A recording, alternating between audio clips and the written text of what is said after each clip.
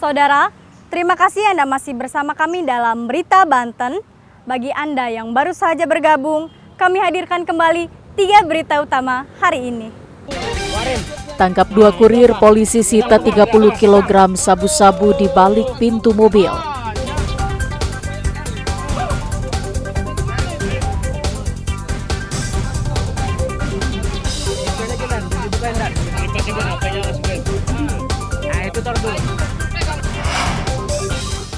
Puluhan kali beraksi, pelaku bobol kios sembako ditangkap di pintu tol Cikande.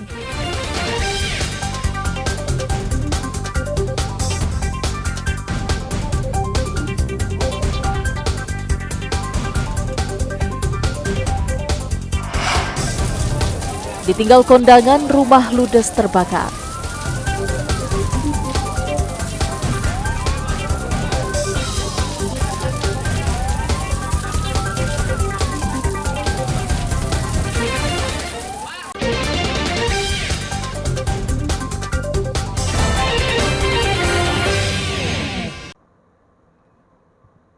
Memasuki tahun ajaran baru pada tahun 2024, SDN Kuranji yang berada di Kecamatan Tak-Takan, Kota Serang, masih disegel oleh pihak yang mengaku sebagai ahli waris.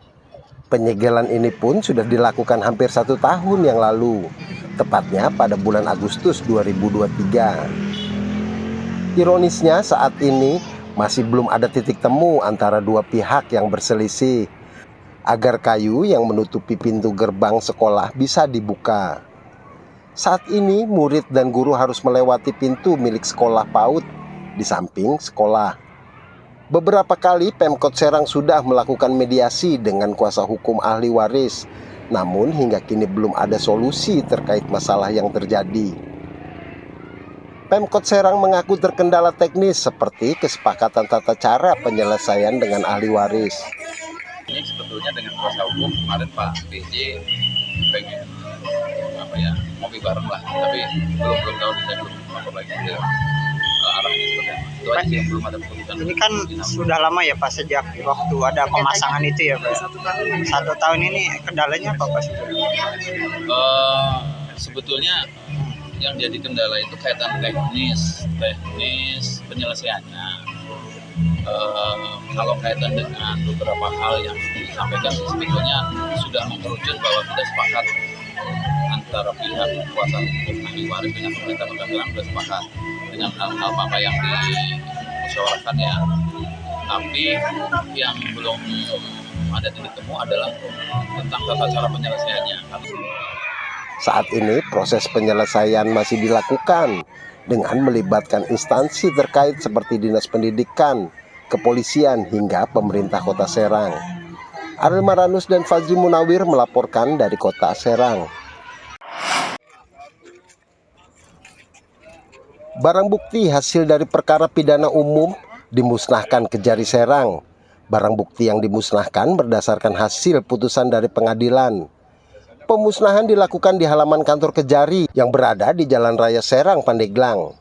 Barang bukti yang dimusnahkan berupa kasus dari perkara pidana umum yang sudah ingkrah selama 6 bulan terakhir. Selain dari pihak kejaksaan, pemusnahan barang bukti juga dilakukan di depan pihak-pihak terkait seperti kepolisian dan pengadilan.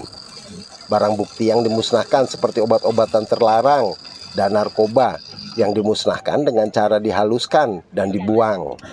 Sedangkan barang bukti berupa senjata tajam dan beberapa unit ponsel dimusnahkan dengan cara dipotong. Jadi perinciannya 75 perkara yang sudah inkrah, semuanya perkara tindak pidana umum, terdiri dari 15 barang bukti yang jenisnya 15 biji ya, sudah kita lakukan pemusnahan, dan harapan insya Allah nanti setelah yang berikutnya kasus-kasus sudah inkrah juga akan kami lakukan pemusnahan susulan. Pemusnahan juga dilakukan sebagai pengurangan barang bukti yang disimpan di gudang agar bisa diisi kembali oleh barang bukti yang masih digunakan sebagai pembuktian dan meminimalisir kemungkinan terjadinya penyalahgunaan. Ariel Maranus dan Fazri Munawir melaporkan dari Kota Serang.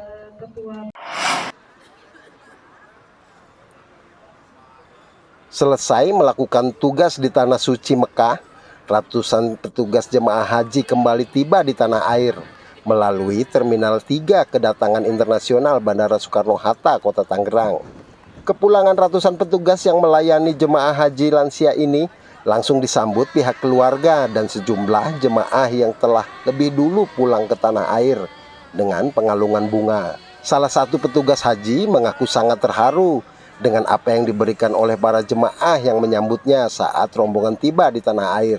Sebelum berangkat ke Tanah Suci, petugas haji sudah mengkonsepkan untuk lebih mengutamakan memberikan pelayanan lebih kepada para lansia, disabilitas, dan jemaah yang kondisi fisiknya lemah agar bisa melakukan ibadah hingga pada puncak haji.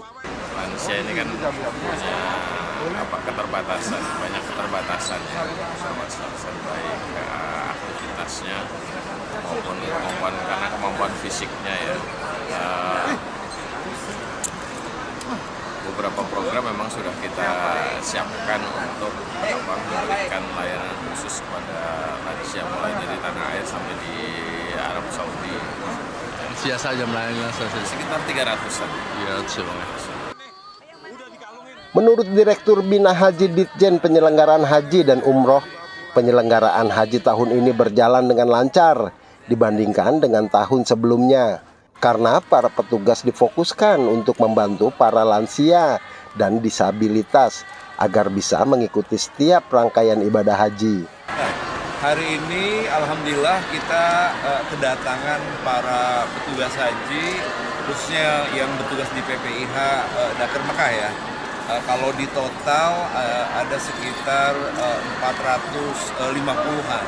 Nah, jadi mereka sudah melaksanakan tugasnya di bandara, bukan di bandara, di Mekah selama 60 harian lebih gitu ya. Dan jamaah kan sudah lebih duluan.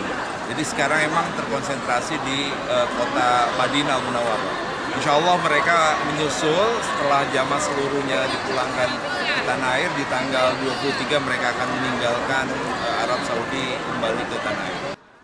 Pada tahun ini ada 7 petugas haji yang wafat saat bertugas melayani jemaah haji di Tanah Suci.